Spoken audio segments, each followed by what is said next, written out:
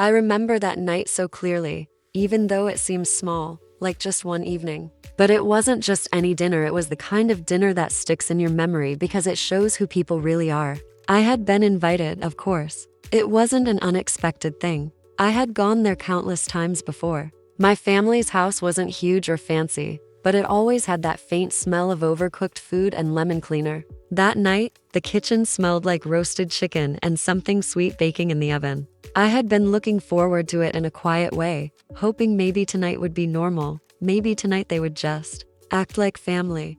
I walked in and immediately felt it. The way they looked at me when I entered, not warm, not welcoming, but sharp, almost amused. My cousin Sarah had that smirk she always got when she was about to make someone feel small. And my brother-in-law Tom had his arms crossed like he was already judging me before I even sat down. My mother smiled politely, but there was something in her eyes that told me she already knew what was coming. We sat down at the table. It was the same wooden table I'd grown up around, the one with the tiny scratches along the edge from years of family life. My plate was set across from my sister, Jenna, who had been married for 2 years now and had a little confidence I never seemed to have. I was always the quiet one, the one who kept her opinions to herself, who didn't speak unless spoken to. That night, I realized I wasn't sure if I wanted to speak or if I just wanted to survive until the food was over. And then it began. It wasn't dramatic. There were no harsh words at first. It started small,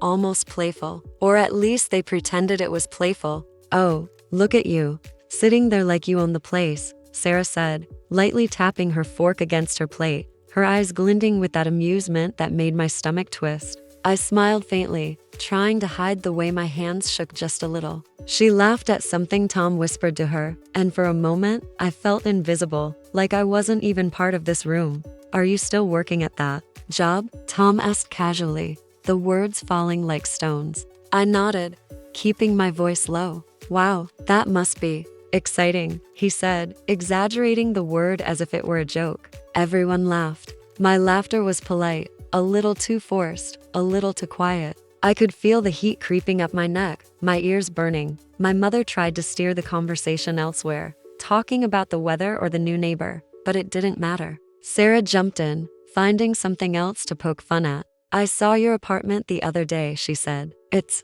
cozy, so cute. Did you pick out the wallpaper yourself?" She laughed, and so did Tom. Even Jenna looked at me like she was embarrassed for me, shaking her head slightly. That's when I realized it wasn't just teasing. It wasn't meant to be funny. It was meant to make me small. And yet, I stayed. I stayed because I thought maybe if I smiled enough, nodded enough, they would stop. Maybe if I didn't react, maybe if I kept my head down, it would end soon. But it didn't. The rest of dinner continued like that. Every small comment, every glance, every half laugh from them chipped away at something inside me. I remember looking at the mashed potatoes, at the gravy, at the bread my mother had baked herself. I should have been grateful. I always tried to be grateful. But in that moment, all I could feel was this slow, quiet anger that didn't make a sound. It was so quiet that if anyone looked at me, they might have thought I was still smiling politely. But inside, I was already making decisions. I remembered every time they had done this to me before. Every holiday, every gathering, every casual family dinner that ended with me feeling small, embarrassed, even ashamed. I remembered the times I had tried to tell my mother that her friends or relatives had hurt my feelings, and she had brushed me off. I remembered the times I had tried to speak up, only to be told I was too sensitive, too dramatic, too much. That night, it all crystallized into a single, quiet thought: if I let them treat me like this again, I would never forgive myself. And that thought carried me through the rest of the dinner, keeping my hands steady, keeping my voice calm, keeping my smile faint but polite. By the time the dessert came around, pie and coffee, something I normally would have looked forward to, I wasn't hungry anymore. I barely touched the food, letting the others talk over me. I could hear them laughing at something trivial, their voices carrying a rhythm of comfort and ease that I had never shared with them. That's when I realized I didn't need them to see me. I didn't need them to approve of me. I needed them to respect that I existed, that I deserved dignity. And if they wouldn't give it, I could take something else from them. It was a quiet plan, like a seed planted in the soil of years of being overlooked. I didn't know exactly how it would grow yet. I only knew that it would. I only knew that I wouldn't leave that table the same person who had arrived. After dinner, everyone lingered, chatting and cleaning up their plates. I helped quietly, stacking dishes, wiping crumbs, pretending to be part of the domestic rhythm. I heard Sarah making a comment about my lack of contribution, but I ignored it. I felt the anger simmering underneath my calm exterior, but it wasn't blind anger. It was careful, patient, methodical. It was the kind of anger that doesn't shout, it waits, it plans. Later, as I left their house that night, I walked through the quiet streets back to my apartment. The air was crisp, carrying the faint smell of winter, the streets empty and soft.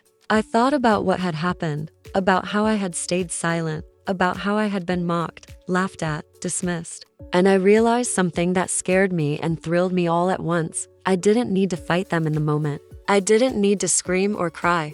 I could wait, I could watch, and I could take everything from them without them ever realizing it was coming. That night, I started making a list. Not of grudges, not of insults, but of opportunities. The little ways they had relied on me, the little ways I could step back and let them stumble. The things they assumed I didn't notice. I wrote down every casual insult, every mocking glance, every dismissive comment. It was a long list, and for the first time in years, I felt a strange kind of peace, a kind of quiet, satisfied certainty that I could regain control, that I could reclaim my own power without their awareness. I didn't know how yet. I only knew I wouldn't forget. I only knew that they had underestimated me, as they always did, and that would be their mistake. And somehow, in that quiet determination, I found a part of myself I hadn't realized I still had. A part of myself that would not be ignored, not by them, not ever again. It was a beginning. Not loud,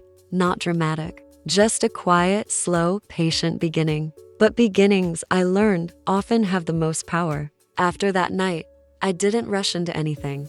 I went back to my normal life, back to my small apartment with its chipped paint and creaking floorboards. I worked the same job, one that barely paid enough to cover rent and groceries, but it was mine. It gave me independence in the quietest, simplest way, and I clung to that independence like a lifeline. Days passed, weeks passed, and each time I thought about that dinner, my family's laughter, their smirks, I felt it again, that quiet, simmering certainty that I would not let them belittle me again. I started to notice little things in my daily life that I had overlooked before. The small ways my family relied on me, asking me to pick up groceries, to help with paperwork, to babysit when it was convenient for them, and the casual way they dismissed my efforts. I remembered my mother calling me one afternoon, asking if I could come over and help her with her taxes. She sounded perfectly calm, but I knew the truth. She assumed I would drop everything to come running, and I did. I spent hours there, sorting through receipts, filling out forms, answering questions she could have easily asked a professional to handle. She didn't even thank me properly, just waved me off when I left, already moving on to something else. And I realized then how often my time, my energy, my care had been taken for granted. How often I had let their laughter and mockery pass without consequence. And I made another quiet promise to myself. I would stop letting them take what I gave for free. It started small. I began setting boundaries without announcing them. I didn't answer every call immediately. I didn't volunteer to help every time they asked. I didn't attend every gathering. When they noticed, of course, they teased. "You've become so busy," Sarah said one day over the phone. I just smiled politely and said yes. I didn't explain. I didn't need to. The seed of quiet control was already taking root, growing stronger with each small step. I also started keeping track. Not in a vindictive way, not yet, but in a practical way. Notes in my phone, little reminders, who asked me for what, who belittled me, who assumed I would always say yes. It was an inventory of my interactions with them, a catalog of how I had been treated, and how I could change the dynamics without confrontation. Then there were the small tests. I began to step back in subtle ways. When my sister asked me to babysit her child for the afternoon, I said no, explaining politely that I had plans. She raised an eyebrow, but she didn't argue. My mother asked me to help with a home project, and I politely declined, citing work commitments. Each refusal felt strange at first, as if I were breaking a habit that had been ingrained for decades, but it also felt liberating. Each no was a small reclaiming of myself, But it wasn't just about saying no. It was about watching, learning, understanding. I observed how they functioned without me immediately stepping in. I noticed their frustrations when things didn't go perfectly without my intervention. I noticed the small cracks in their assumptions, the way they had counted on me being at their disposal without consideration. And I kept a mental note of it all, each observation feeding into a quiet plan that I hadn't yet fully formed. At work, I started saving more than I had before. Not a lot at first, just small amounts, little by little, but it was intentional. I opened a separate account, one that they had no knowledge of, one that was completely mine. And I felt a strange sense of power in it, knowing that this money, small though it was something they could not touch or control. It was the first tangible thing I had claimed entirely for myself, and it sparked something in me. Even my home life began to change. I took care of my space, keeping it organized and calm. I started buying things for myself, small things that I had always wanted, but never allowed myself to take, thinking it was frivolous. A lamp that gave soft light, a chair that was actually comfortable, books I had longed to read, but never bought. My apartment became a sanctuary, a place where I could feel grounded and in control, a stark contrast to the quiet chaos of my family's home. And through it all, I continued to see them. I visited on holidays, on birthdays, when invitations came. I smiled politely, engaged in conversation, even helped when necessary. But it was different now. I was no longer the same person who had arrived at that dinner months ago, shrinking under their eyes. I carried a quiet presence, a calm strength, a sense that I was no longer there to be belittled, but to observe, to interact on my own terms. The real change, though, was internal. The anger that had simmered that night at dinner had transformed into something else, clarity. I understood the patterns, the behaviors, the ways in which I had allowed myself to be diminished. And I understood how to shift them without confrontation, without drama, without anyone realizing what was happening until it was complete. I also began to see opportunities in their weaknesses. My cousin Sarah, for instance, was careless with money. She liked to borrow things and rarely returned them. My sister relied heavily on my help with organizing family events, assuming I would always pick up the pieces. My mother leaned on me emotionally in ways she never did with anyone else. And in observing all of this, I realized that power had always been in my hands. I had just never taken it,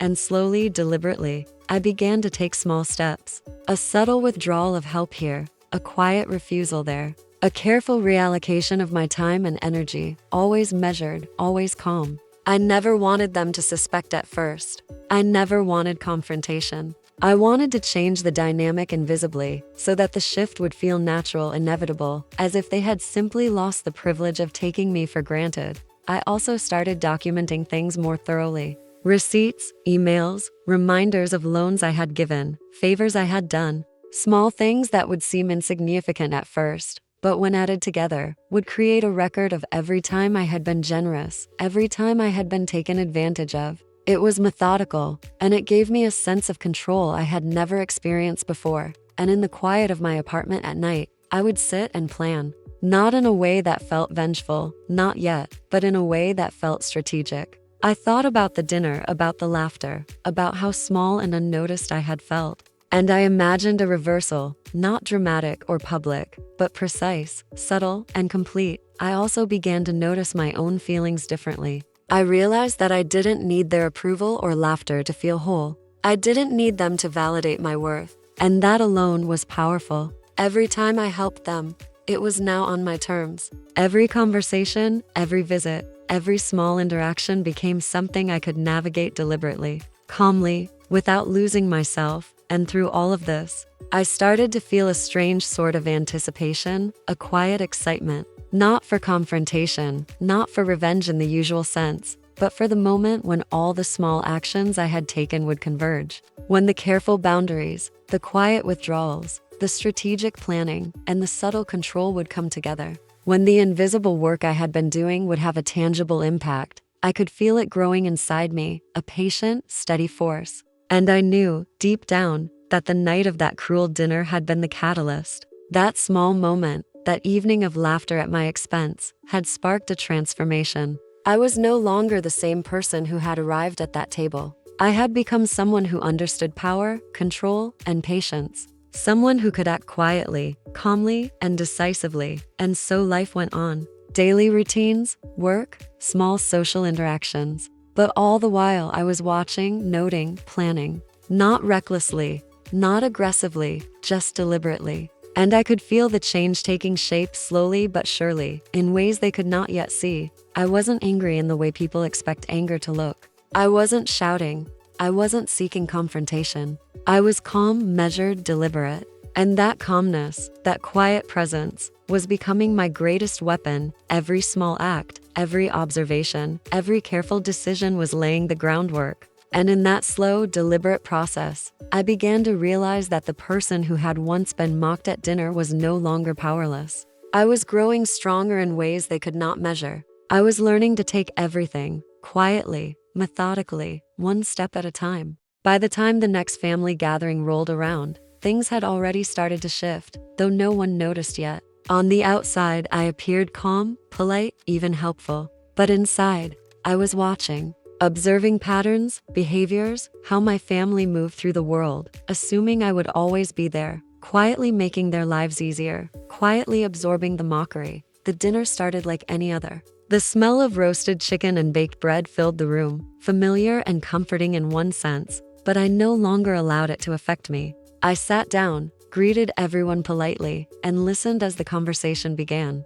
At first, it seemed the same small jabs, playful insults, the faint undercurrent of judgment. But this time, I didn't flinch. I didn't shrink. I nodded, smiled faintly, and let them speak. I noticed Sarah leaning forward, trying to catch my attention with a sarcastic comment about my work. "Still the quiet little one, huh?" she said, laughing. Normally, I would have felt that pang of embarrassment, that little twist in my stomach. But this time, I simply smiled and continued eating, letting the moment pass. I could see the confusion flicker across her face. She expected me to react. She expected the same timid responses I had always given. I didn't give her anything. Tom chimed in with a joke about my apartment again, something about how cozy it must be. I looked up at him calmly and replied with a simple, "It works for me." That was all. No laughter, no flustered apologies, no nervous shifting. The silence hung for a beat, just long enough for them to realize I wasn't going to play along. Then the conversation moved on awkwardly to something else. I could feel a subtle power building within me. This wasn't dramatic, it wasn't explosive, but it was effective. My quiet control, my refusal to be their entertainment or their target, was starting to unsettle them. And I noticed it. The glances, the half smiles, the way they lingered on certain words, trying to gauge my reaction. They didn't understand that I was no longer the same person. After that dinner, I began testing boundaries in more tangible ways. Small things at first. I didn't answer every call immediately. I didn't volunteer for every family errand.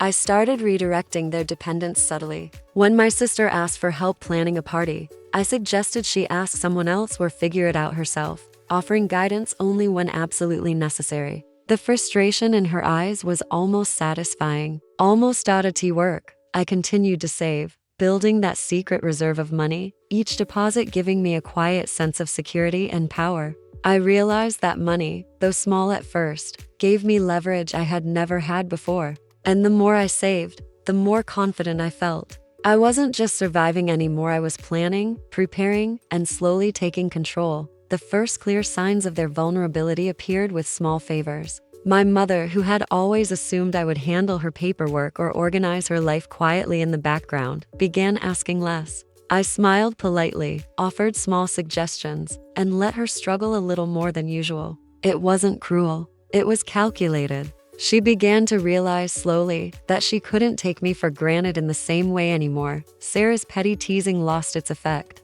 She tried again and again, little jabs during family dinners, sarcastic comments about my work or living situation. Each time, I met them with calm, polite acknowledgement. Nothing more, nothing less. I didn't laugh.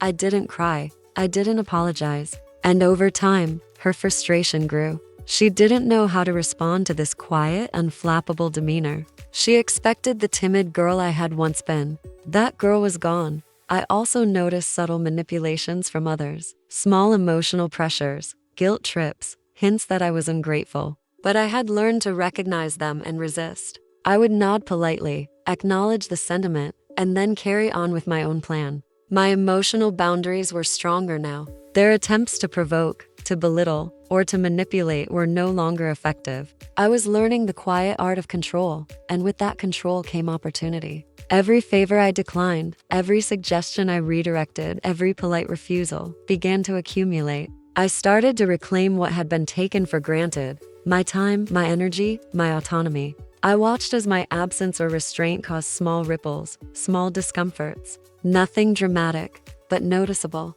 They began to realize that they could not rely on me in the same way. And that realization, subtle as it was, began to shift the balance of power. At the same time, I continued documenting every favor I had done, every small contribution I had made, every instance where I had been overlooked or mocked. It all went into careful notes. This wasn't about revenge yet. It was about awareness, about understanding the patterns, about knowing precisely how to navigate them when the time came. And then came the moments of testing. I began to strategically withdraw from family events. I didn't attend every holiday gathering. I declined some invitations with polite excuses. I watched the ripple effects. My mother noticed, of course, and asked why I wasn't coming. I replied calmly, "I have other commitments," and left it at that. The subtle disappointment on her face was telling. She was used to me being present, always available, always accommodating. The absence was a quiet shock.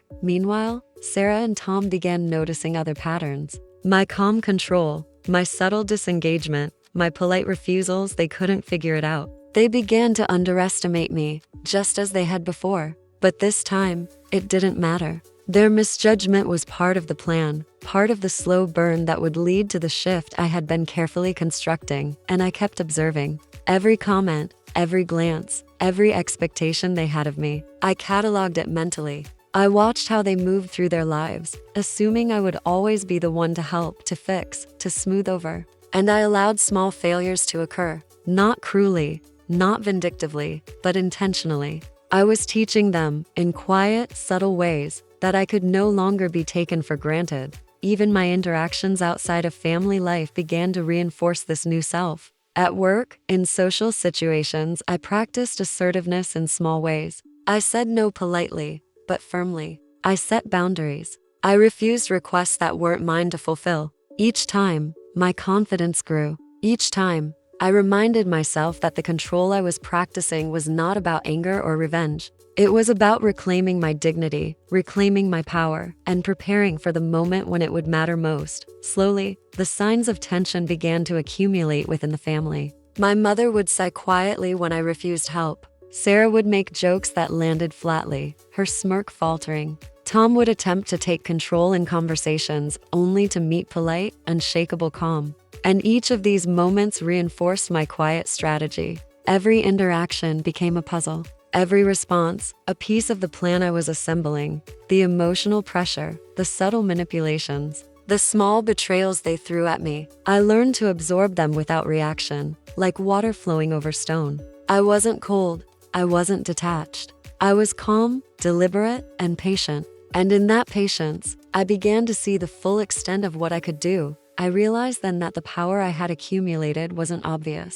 It wasn't flashy. It wasn't about dramatic confrontations or shouting matches. It was in the quiet observation, the careful withdrawal, the strategic refusals. It was in the fact that I could move through the family's life, unseen yet present, subtle yet influential, all without them realizing the shift until it was complete. And so the slow burn continued. Each interaction, each small test, each careful withdrawal, each observation, and know all of it was building towards something greater. I could feel it growing inside me, a steady, unshakable force. The family that had mocked me, dismissed me, treated me as small and inconsequential. They were unknowingly preparing themselves for the moment when the balance would finally tip, and all the while, I remained calm, polite, observant, patient. They had no idea what was coming, and that ignorance was part of the power. I had learned to carry the quiet storm inside me without revealing it, to let it grow and gather strength, like a shadow spreading slowly across the room.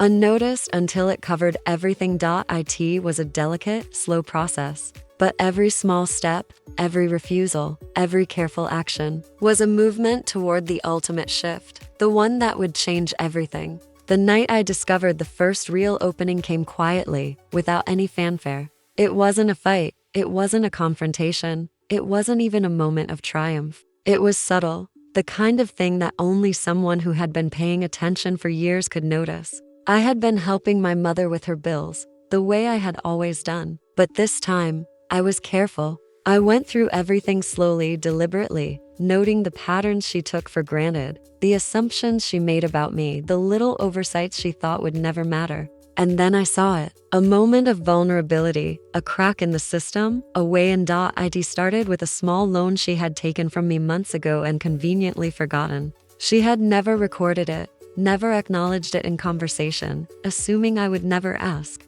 But I had kept the records. And now, quietly, I began to remind her of it in the most casual, almost offhand way. "Oh, by the way," I said one afternoon, while we were going through receipts, "remember the amount I covered for your utilities last spring?" I let the pause hang, just enough for her to register. Her eyes widened, almost imperceptibly, a subtle flicker of unease. She mumbled something about forgetting, about not meaning to, but I didn't let her off the hook. Calmly, methodically, I explained that I had kept track, that I had notes, and that it needed to be settled. Not angrily, not an accusation, just as fact, and I realized in that moment that the game had changed. She was used to relying on me silently, invisibly without consequence. But now, the invisible had become visible, and that visibility was power. From there, the pattern continued. I began addressing other things they had always assumed they could take for granted. Loans,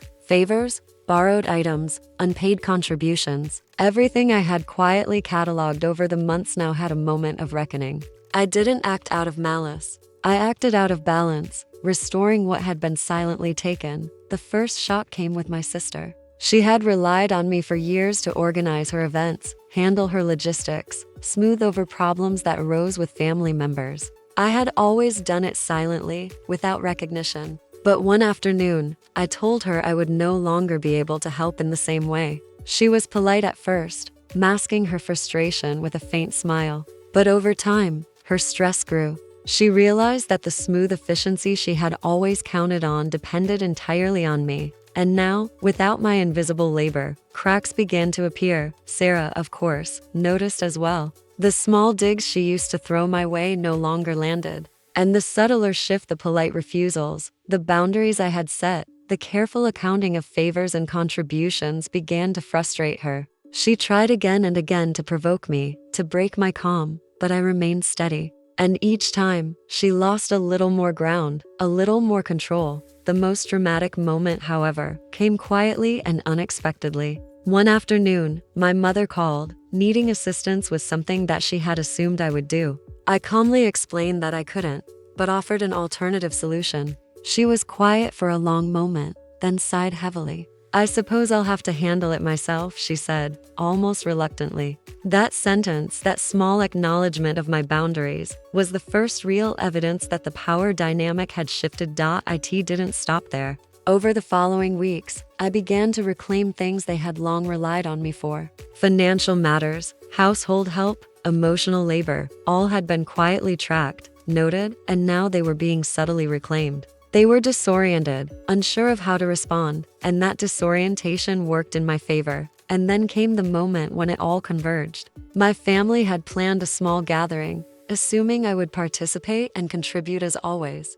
I arrived, polite and composed, and watched as they began their usual routine. Teasing, small digs, casual disregard. But this time, I didn't engage beyond polite acknowledgement. I let their assumptions play out without intervention. And when it came time to handle certain responsibilities, I simply did not. I watched as the small chaos unfolded. Appointments missed, miscommunications, minor inconveniences that I had always smoothed over. I didn't gloat.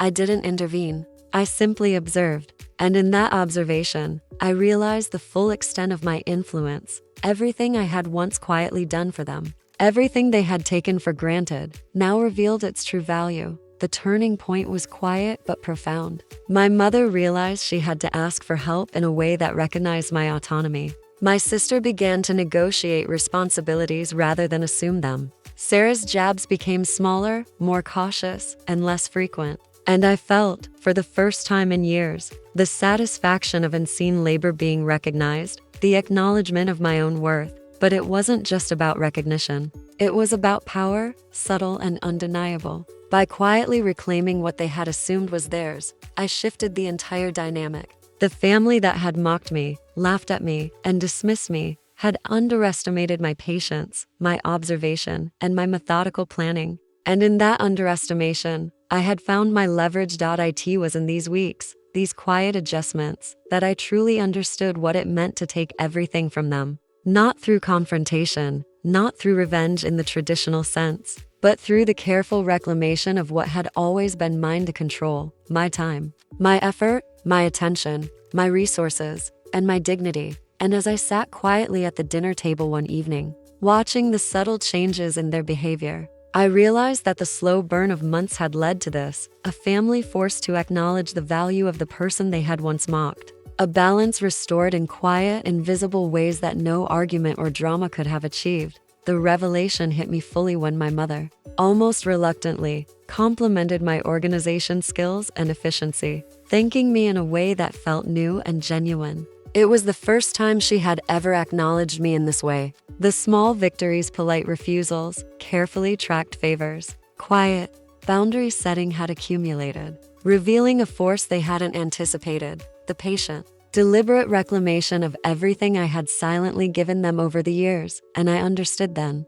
more clearly than ever, that the power I had gained was not flashy, not loud, but absolute. It was in the control I maintained over my own life, the boundaries I had enforced, and the subtle ways I had shifted the family dynamic. Without a single confrontation or harsh word, the family that had once mocked me at dinner was no longer the same. They were confronted, not with drama, not with spectacle, but with the undeniable fact that I would no longer be diminished, dismissed, or taken for granted. And in that quiet revelation, I finally felt the full weight and satisfaction of what I had quietly built, a power they could neither see coming nor resist. After that slow, quiet shift, the consequences began to ripple through the family in ways they never expected. It wasn't immediate chaos, not like something out of a storybook. It was subtle, gradual, almost imperceptible at first, like the tide rising slowly until it can't be ignored.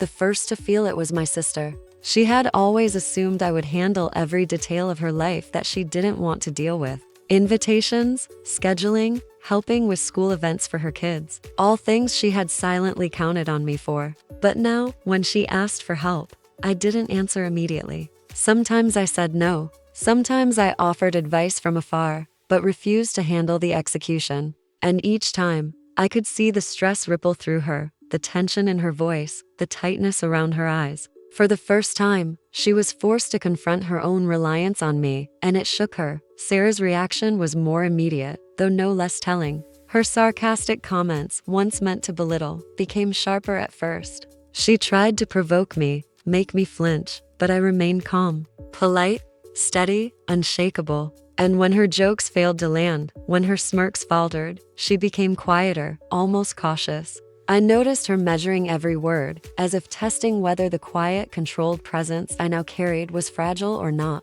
It wasn't fragile. It was deliberate, strategic, and powerful in a way she hadn't anticipated. Tom, who had always assumed he could dominate conversations and dismiss my opinions, suddenly found that his usual tactics didn't work. When he tried to corner me in debates or dismiss my input, I held my ground, calmly asserting my perspective or deflecting politely. He wasn't used to resistance from me, especially not the kind that wasn't angry, defensive, or reactive. His frustration grew silently, because he didn't know how to respond to someone who was calm yet unyielding. The culmination came during a family gathering that I had attended quietly, without fanfare. The same table, the same smells of roasted chicken and baked bread. But this time, the energy was different. My presence was different. I didn't volunteer to help in the kitchen. I didn't smooth over arguments or mediate conversations. I simply observed, calmly, silently, letting the family operate without my usual interventions. And that was when the cracks became visible. Appointments were mismanaged. Small misunderstandings escalated because no one had the foresight I usually provided. Tasks they had always relied on me to manage fell behind or were mishandled. The subtle chaos revealed the true weight of what I had always contributed. Quietly, invisibly, without acknowledgement. The real shift, though, happened in the small personal moments. When my mother asked me to help her sort through old papers, I calmly said I couldn't, offering guidance only. Her expression changed surprise, followed by hesitation, and then, finally, acknowledgement. She realized in that quiet moment that I was no longer the one she could assume would drop everything. She was adjusting, albeit reluctantly, to the reality that her expectations could no longer be taken for granted. With each of these interactions, the power balance tilted further. I wasn't seeking revenge, not in the dramatic sense. I was restoring equilibrium. Every time I set a boundary, every time I allowed them to face the consequences of their assumptions, I reclaimed what had been silently taken from me over the years: respect, acknowledgement, and control over my own life. Sarah's frustration became more apparent over time. She would try subtle manipulations, gentle guilt trips, hints that I was ungrateful, but I met them with calm, polite deflection. Her usual dominance, her small reign over family interactions, weakened. She no longer had the leverage she once assumed, and it was clear in her measured words and careful actions. My sister and mother, too, began recalibrating. They started asking for help with proper acknowledgement, with polite requests rather than assumptions. They began to realize that my labor, my presence, my support had always carried weight, and now that weight could not be taken lightly. It was recognition, subtle but unmistakable, and it was gratifying in a way that words never could have captured. Even Tom, whose dismissiveness had always been a form of control, began to tread carefully around me. He realized that I could no longer be ignored, that my calm, steady presence carried authority. It wasn't about confrontation or yelling. It was the quiet assertion of boundaries and deliberate observation that unsettled him. One afternoon, the culmination of months of quiet, deliberate work became undeniable. My family had assumed I would handle a particularly complex household arrangement, coordinating schedules, arranging meals, and mediating small disputes. I watched from the sidelines, politely offering suggestions, but refusing to take control. For the first time, they experienced the consequences of my absence. Minor chaos ensued. Arguments arose that I would have previously diffused. Tasks were left incomplete, and in that quiet unfolding, my influence was unmistakable. The realization hit them slowly, painfully, that I had been undervalued for years. Everything I had done, every favor, every intervention, every moment of emotional labor had been taken for granted. And now, I had withdrawn it strategically, deliberately, restoring the balance that had long been skewed in their favor. It wasn't dramatic. There were no shouting matches, no tears, no public humiliation. But the effect was undeniable. They began to notice, subtly at first, the shift in dynamics. My calm, deliberate presence. My refusal to be taken for granted. My patient, strategic reclamation of my contributions. It had transformed the way they interacted with me. And the most satisfying part of it all was that I hadn't needed to raise my voice. Hadn't needed to confront them with anger or accusation.